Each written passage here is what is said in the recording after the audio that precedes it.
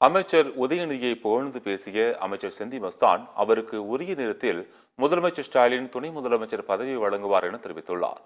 கோவை பேரூர் ஆதீனம் மருதாச்சல அடிகளாரை சந்தித்த சிறுபான்மை நலத்துறை அமைச்சர் செந்தி மஸ்தான் கருணாநிதியின் நினைவு நாணயத்தை அவரிடம் வழங்கி ஆசி பெற்றார்.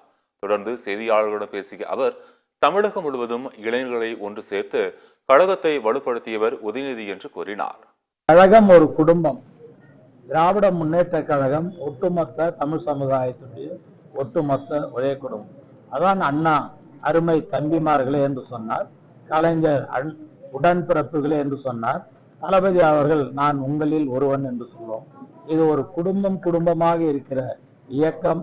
இதில் யார் உழைக்கிறார்களோ, யார் தியாகம் செய்கிறார்களோ, யார் இந்த இயக்கத்துக்காக உண்மையாக இயக்கத்தை நேசிக்கிறார்களோ அவர்களுக்கு அந்த வாய்ப்புகள் தொடர்ந்து கிடைத்துக் கொண்டு இருப்பதற்கு ஒரு எடுத்துக்காட்டாக என்னையே நான் சொல்லிக் கொள்கிறேன்.